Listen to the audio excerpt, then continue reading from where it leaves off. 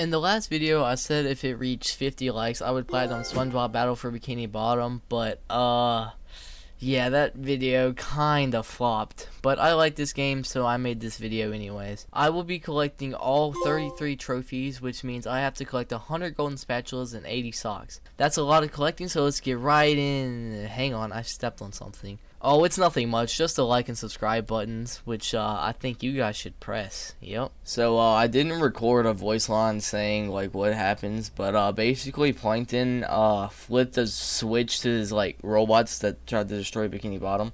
He flipped the switch to don't obey, so yeah, that's where the whole story is. Our challenge began at SpongeBob's house when I got my first trophy, Time for Tutorial, for collecting my first golden spatula. Golden spatulas are how we progress through the game, and to get the 100% trophy, we need all 100 of them. We then stopped at Squidward's house to talk to him 10 times for the trophy. Are you ready now? I grabbed the golden spatula before going into the first of many levels, Jellyfish Fields. Now this game follows a formula for each level. There is always some sort of main problem, like in this level getting Squidward ointment for his jellyfish sting. But on the way to doing that quest, you'll run into a lot of golden spatulas and side quests. So to save some time, I'm only going to go over the main quest and a longer side quest. For this level, Squidward got stung by a jellyfish, and we had to get him ointment from King Jellyfish. We had to climb this mountain, and on the way there, Mermaid Man said Patrick was stuck, so we saved him so we could have fun with him. After helping Mrs. Puff drain the water to a lake, we made it to King Jellyfish. One boss fight later, I handed Squidward Jellyfish Splooge, getting us jellyfishing, but not before receiving Spatula Seeker for collecting 10 golden spatulas. It is I, once again, in the first 2 minutes. I forgot a trophy, Jellyfish Jam. Back to the video. I had now collected all the golden spatulas in Jellyfish Field, so it was time to go to downtown Bikini Bottom. The main quest for this level was to return all 11 cogwheel looking things to Mrs. Puff. I'm kinda gonna speed through this level because it sucks donkey balls. Like, this level is so small, but it takes so much time to walk from one side to the other.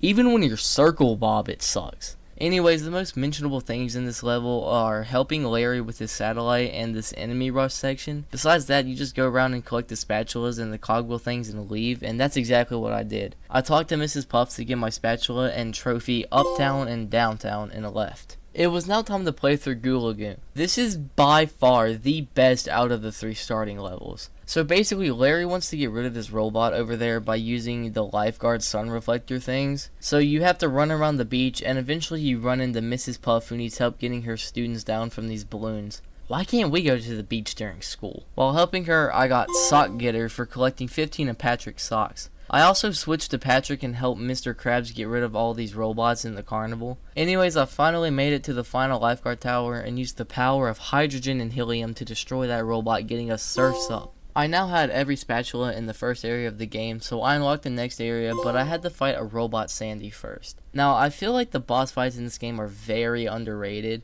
They might be repetitive sometimes, but other times they are really fun. I beat the boss and enjoyed the sweet victory with it. See, I put the trophy name in my sentence so I don't have to write as much when I'm writing the script. There's a pro tip right there. Anyways, we had now unlocked the second area of the game, and the first place I went to was to Sandy's Tree Dome. I destroyed a lot of robots like a true sponge smasher. I did it again. Less writing. I know, it's smart. After helping Sandy, I went to this retirement home to see my grandpa, but I ended up seeing Barnacle Boy and Mermaid Man, the best superheroes ever. I sat down with them and what the heck, this couch leads to the Mermaid lair? Well, I didn't know I was going to end up here today.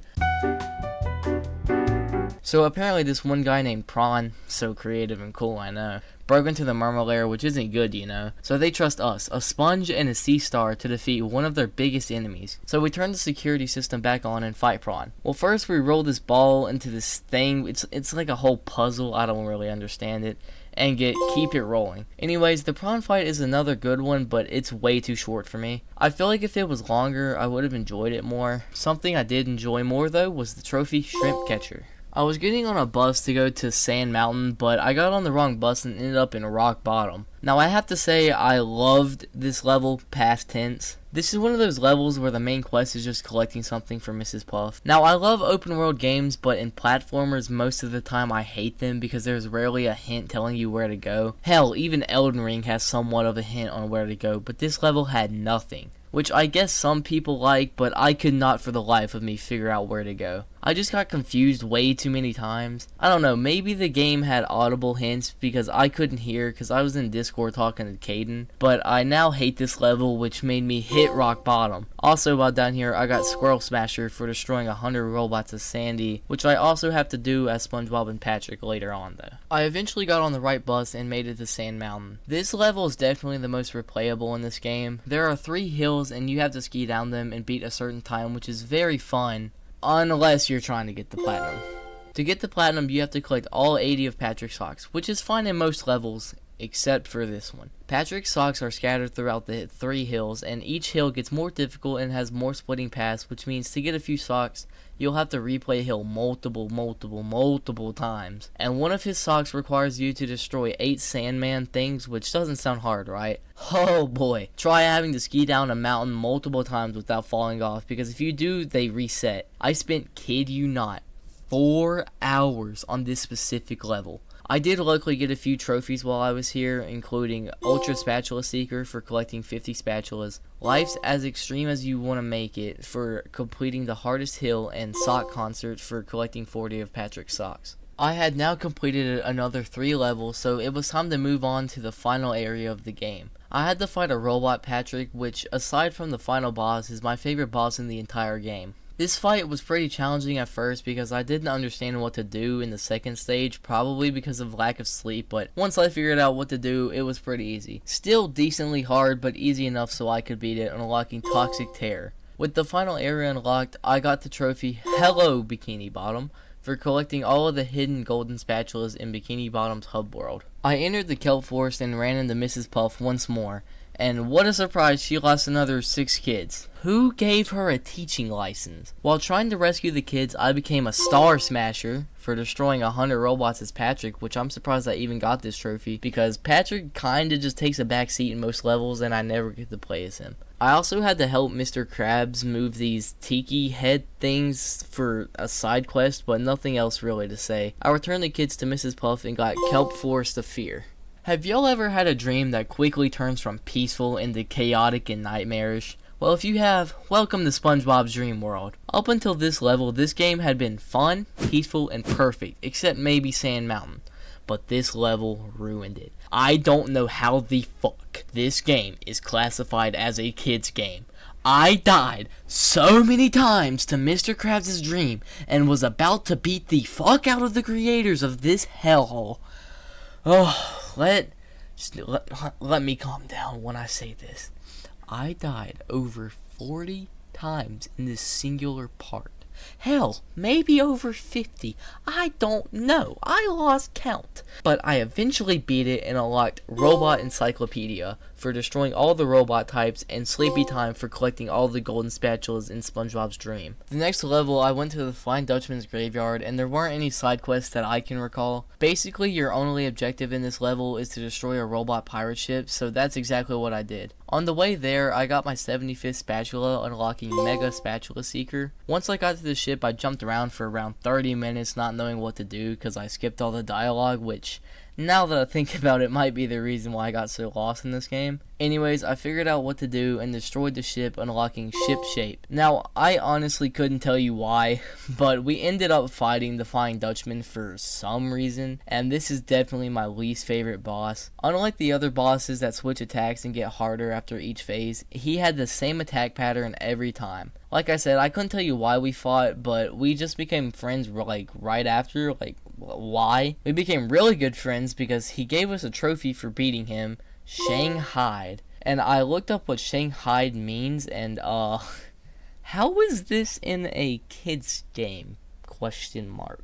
Anyways, I had now completed all levels and got every golden spatula in the game except from 3. I went back to an earlier level to collect the only spatula you need to go back for some reason. Anyways, there were 2 spatulas left that I needed to collect in the levels. It was now time to fight the final bosses, a big robot SpongeBob and a tiny robot Plankton. I launched a few robots at the SpongeBob and got SpongeBob vs. SpongeBob. I then climbed inside of him, not pun intended, and launched a few more rockets at these power supply things. Once they were all destroyed, I unlocked the Small Does Not Rule, which is what my ex said to me when I found her cheating on me. I went around collecting socks in the Bikini Bottom hub world first, There was this one sock that you had to hit a dumpster for it to pop, but no matter what I did, it never did. So I tried reloading the save, but that didn't work.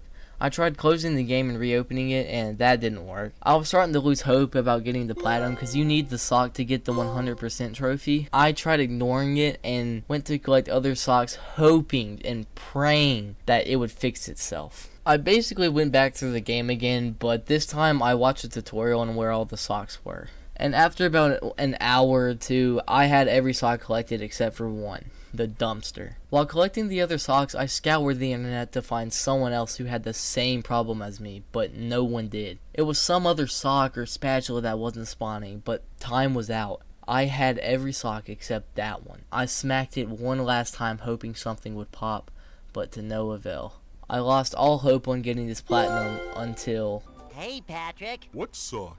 The one you're standing on. Oh, that Oh, one. Kaden! Well, Oh my god! You were right! You were right! You were right! Sure You were thing, right! Patrick. You were What right! I didn't talk to What do you Patrick. mean? See, Kaden had been telling me the whole time that I missed the sock by accident, and he was right.